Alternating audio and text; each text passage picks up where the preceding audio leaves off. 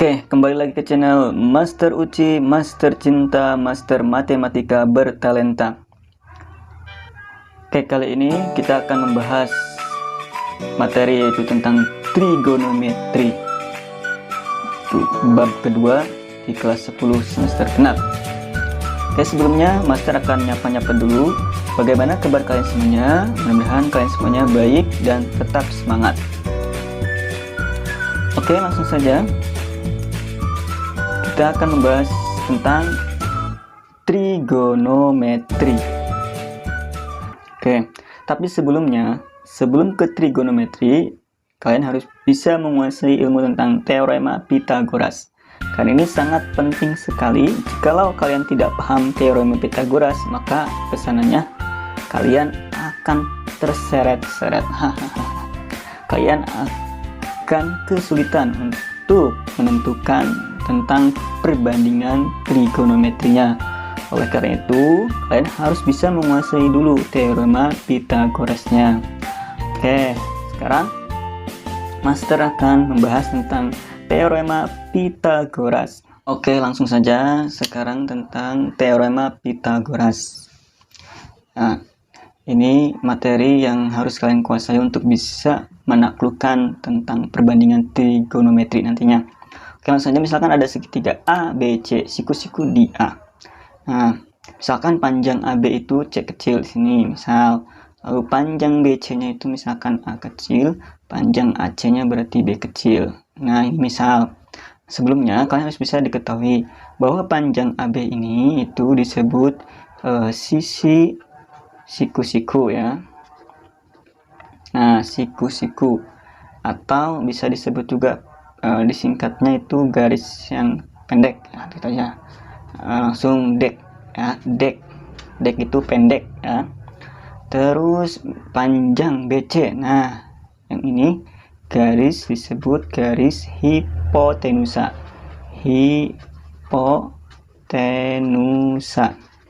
atau garis miring ya, atau garis miring atau garis yang terpanjang di dalam segitiga siku-siku. Disingkat jang aja di sini. Singkat jang itu garis yang terpanjang. Sekarang panjang AC itu ini disebut sama juga sisi siku-siku, sisi siku-siku atau garis pendek. Disingkat jadi dek aja, dek. Nah, itu. Oke, teorinya sangat mudah sekali ya. Untuk mengingat, ini sekedar mengingat aja. Jadi begini, kalau mencari garis yang terpanjang nih, atau garis miring atau hipotenusa, berarti di sini nih jang ya, panjang berarti sama dengan dek pendek ditambah dek pendek. Oke. Nah, kalau mencari panjang AB atau sisi siku-siku atau garis pendek, berarti ini kalau mencari dek pendek berarti sama dengan jang ya dikurangi dek, yaitu jadi panjang dikurangi pendek. Nah, sekarang yang garis AC itu kan sama sisi siku-siku, ini dek pendek. Berarti dek, nah sama rumusnya, berarti jang ya dikurangi dek, artinya garis yang terpanjang dikurangi yang pendek, atau garis hipotenusa atau garis miring dikurangi sisi siku-siku. Nah, maka dari sini misalkan kita akan mencari panjang BC, kayak di sini panjang BC, nah itu sama dengan dek tambah dek, kan itu. Garis pendek ditambah garis pendek, artinya garis AB ditambah garis AC. Nah, itu. Jadi, tapi nanti kalian jangan terpaku ke BC, AB, dan AC. Ini akan berubah. Bisa aja di sini B, lalu di sini A, di sini tetap C. Bisa aja di sini A, ini B, ini C. Jadi, yang paling penting kalian bisa memahami ini garis yang terpanjang. Kalau mencari garis yang terpanjang atau garis miring, tinggal ditambahin, tambah gitu. Pendek tambah pendek.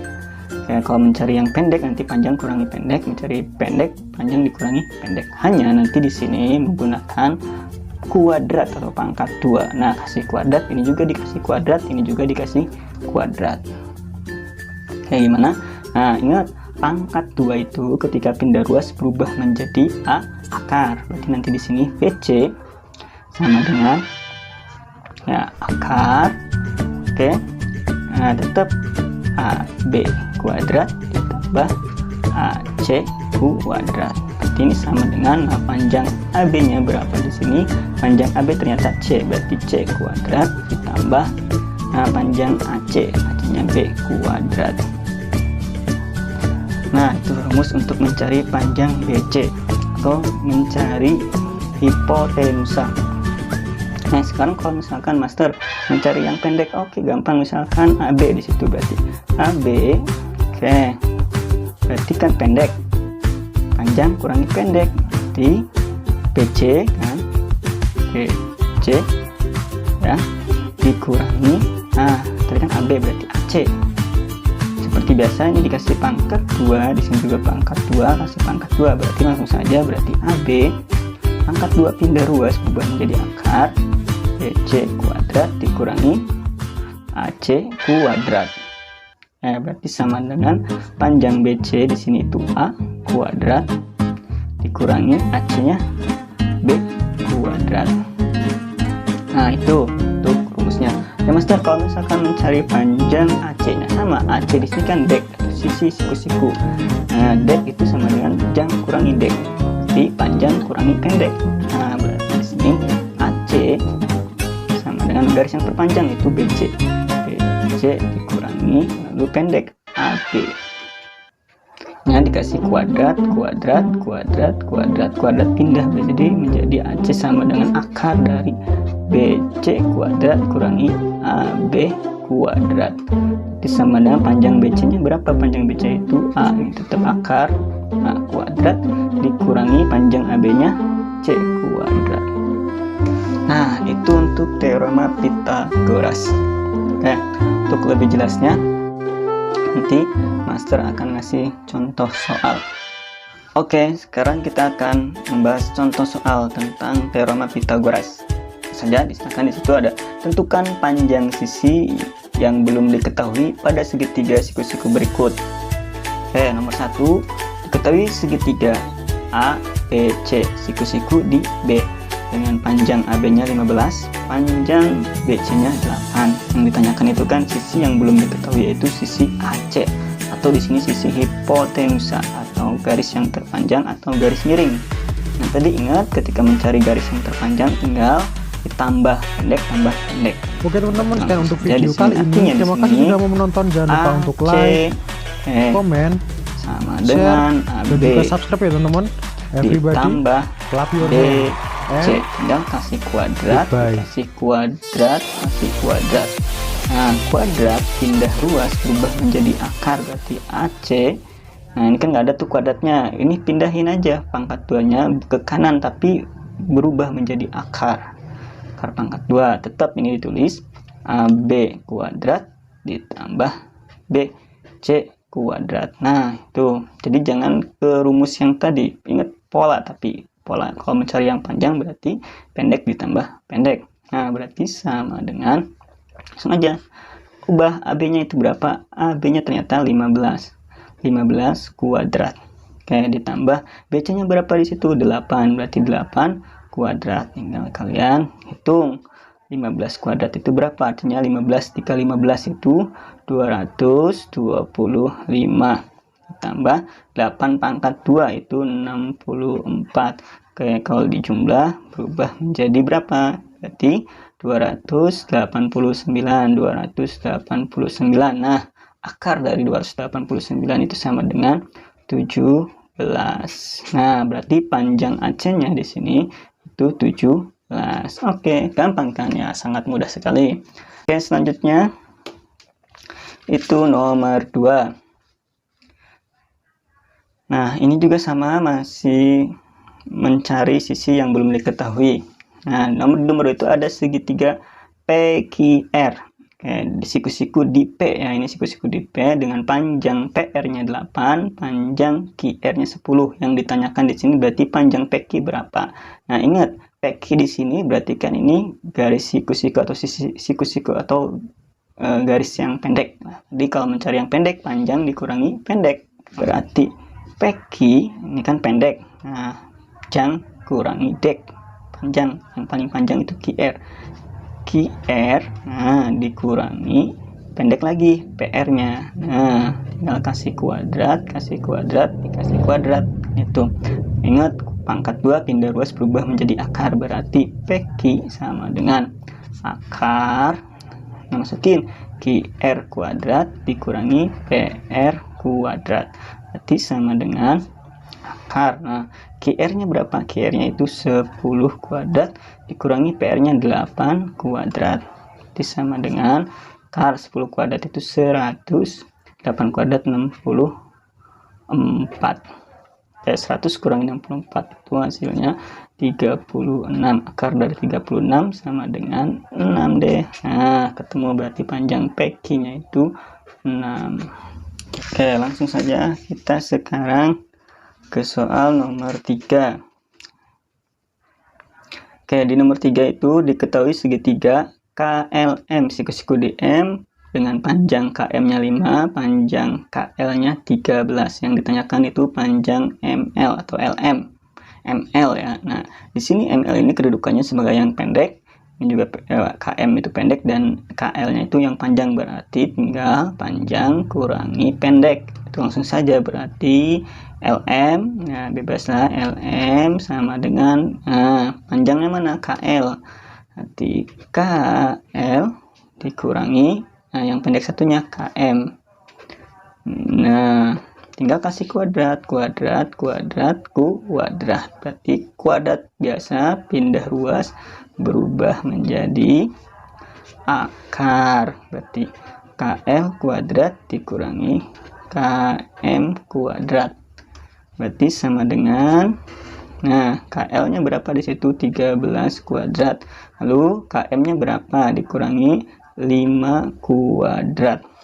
Berarti sama dengan akar 13 kuadrat itu 169 dikurangi 5 kuadrat 25. Berarti sama dengan 169 kurangi 25. Ya, ini berarti 9 kurangi 5 itu 4, 6 kurangi 2 4, 144. Akar dari 144 itu 12.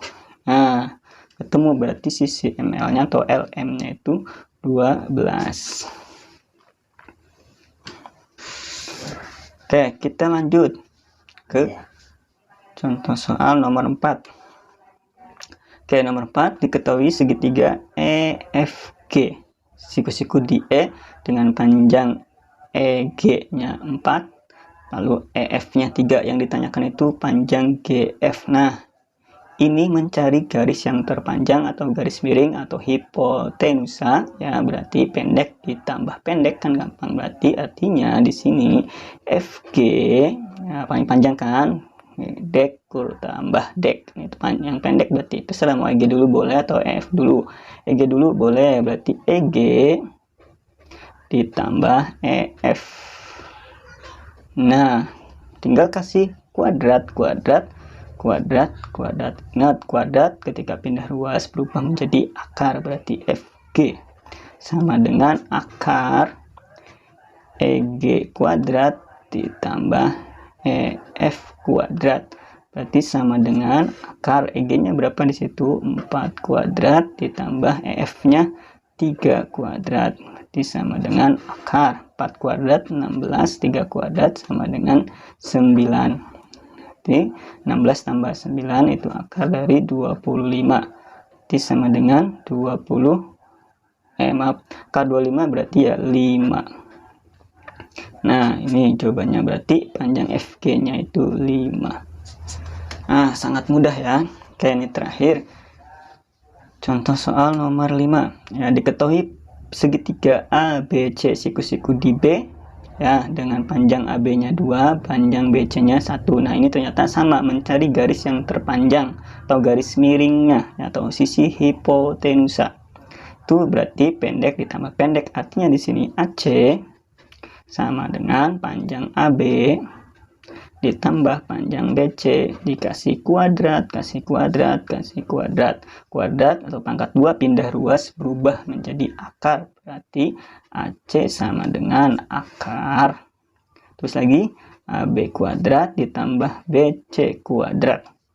Jadi sama dengan masukkan aja angkanya. AB-nya berapa di situ? 2 kuadrat tambah BC-nya 1 kuadrat. Nah, 2 kuadrat berapa? 2 kuadrat itu berarti 4 ditambah 1 kuadrat plus 1. 4 tambah 1, 5. Akar dari 5. Nah, ini bisa nggak akar dari 5? Kalau misalkan sudah tidak bisa, ya sudah, berarti akar 5. Karena ini memang bentuk akar gitu. Ini memang bentuk akar. Nah, kalau kayak akar 25 itu bukan bentuk akar karena sudah ada hasilnya itu 5. Kalau akar 5 ya udah, berarti di sini hasilnya itu akar 5. Nah, seperti itu. Gimana? Mudah-mudahan kalian bisa memahaminya.